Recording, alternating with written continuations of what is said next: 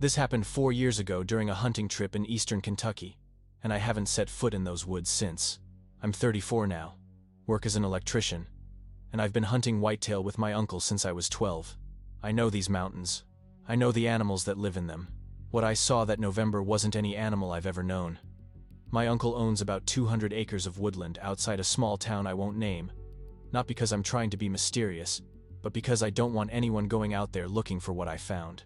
We'd set up in our usual spot, a tree stand overlooking a clearing where deer come to graze around dusk. It was unseasonably warm that year, maybe 50 degrees, and the sun was just starting to dip below the ridge. Around 5:45, I spotted movement through my scope. A deer stepped out from the tree line about 80 yards away. That's when I noticed something was wrong. The deer was standing completely still, which isn't unusual. They do that when they sense danger. But it wasn't the stillness that bothered me. It was the proportions. The legs were too long, the neck bent at an angle that made my stomach turn, and it was looking directly at me. I lowered my rifle. My uncle, who I'll call Dale, was in the stand about 30 feet to my left. I whispered his name, but he was already staring at the same spot. Even from that distance, I could see his face had gone pale. The thing in the clearing tilted its head. Not the way a curious dog tilts its head. This was mechanical, like it was mimicking a gesture it had seen but didn't understand. Then it smiled. Deer don't smile. I know how insane that sounds, but its lips pulled back over teeth that were too flat, too human, arranged in a grin that had no business being on any animal's face. Dale started climbing down from his stand. No words, he just moved. I followed. We didn't run, because some part of my brain was screaming that running would be the wrong thing to do. We walked backward, rifles raised, eyes on the clearing. The thing watched us go. It didn't chase us. It just stood there, grinning, as the shadows grew longer around it. When we got back to Dale's truck, his hands were shaking so badly he couldn't get the keys in the ignition. I had to drive. Neither of us spoke for the entire 40-minute drive back to town. That night, over whiskey at his kitchen table, Dale finally told me what his grandmother used to call those things. She was Cherokee. Grew up on stories about creatures that wore the shapes of animals but weren't animals at all. The old folks called them, not deer. They said if you ever saw one, you were supposed to leave immediately and never speak about it out loud in the woods. We'd broken that second rule. We'd talked about deer all morning. I still hunt, but not in Kentucky. And whenever I'm in the woods now, I check every deer I see through my scope twice. I check the legs. I check the neck. I make sure, absolutely sure, that it isn't looking back at me. Because once you've seen something wearing the wrong shape, you never stop looking for the seams.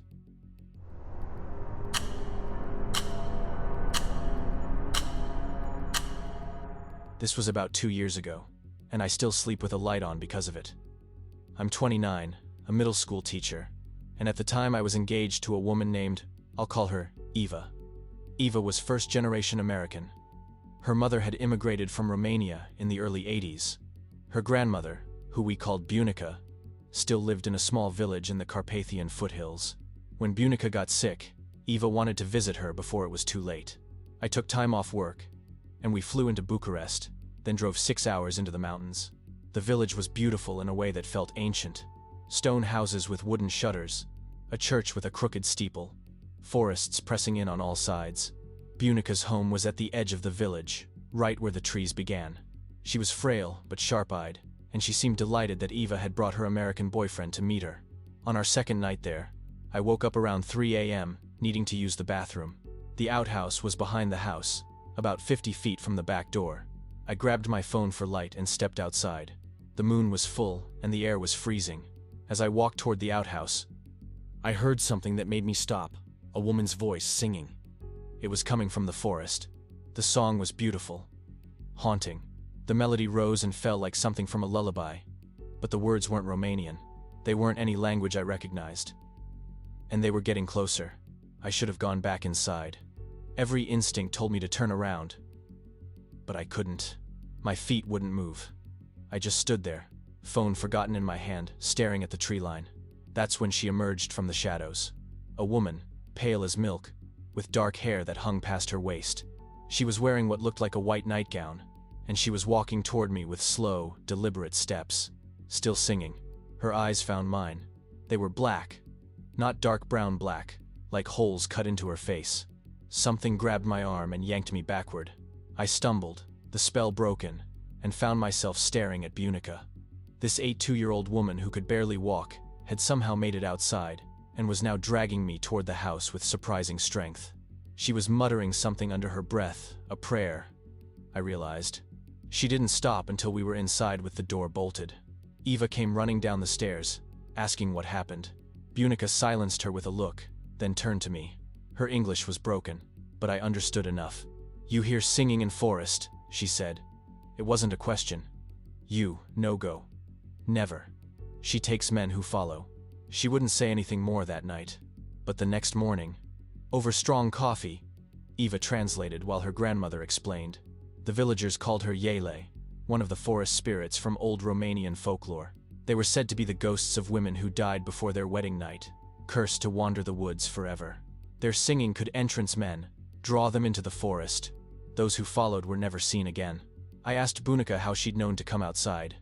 She just smiled sadly and said she'd lost her own brother to the Yehle when she was a girl. She knew the signs. We left 2 days later. Bunica passed away 6 months after that visit. I've never told anyone this story except Eva, and now you. I still hear that melody sometimes, in the space between waking and sleep, and I always wonder if Bunica hadn't been there. How far into those woods would I have walked? Some nights, I'm afraid I already know the answer.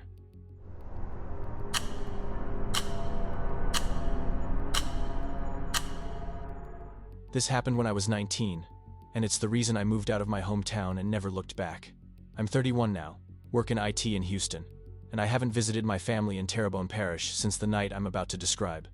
I grew up in a small community about 40 minutes south of Houma, the kind of place where everyone knows everyone, where French Creole was spoken as often as English, and where the old folks still believed in things the rest of the world had forgotten. One of those things was the rougarou. If you're not from Louisiana, you might not know the name, but you'd probably recognize the description: a werewolf-like creature that stalks the bayous and swamps. Every kid in our community grew up hearing stories. Don't wander off at night. Stay away from the water after dark. If you break Lent, the rougarou will come for you. I thought it was all nonsense. Scary stories to keep kids in line. I believed that right up until September 14th, 2013. I'd been out with friends at a house party, and I was driving home around 2 a.m. on a back road that cut through the bayou. No streetlights. Spanish moss hanging so thick it blocked out the stars. Just my headlights cutting through the dark. That's when I saw something standing in the road. My first thought was it was a man, tall, hunched over, standing right in the middle of the pavement. I slammed on my brakes, my heart pounding, ready to curse out whoever was stupid enough to stand in the road at night.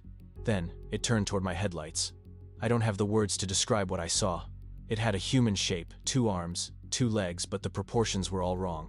Too tall, shoulders too wide, and where its face should have been, there was something that looked like a wolf's snout, but stretched, elongated. Its eyes caught my headlights and reflected back red. I couldn't scream, couldn't breathe. It just looked at me, head tilted, like it was deciding something. Then it dropped to all 4s and moved. Moved, faster than anything that size should be able to move, straight into the swamp beside the road.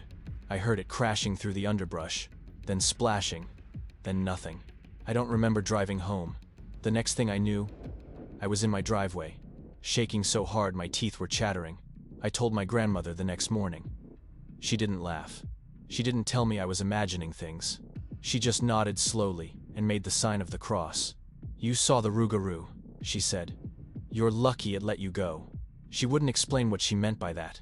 But over the next few weeks, I started asking around carefully, and I learned that I wasn't the first person to see something on that stretch of road.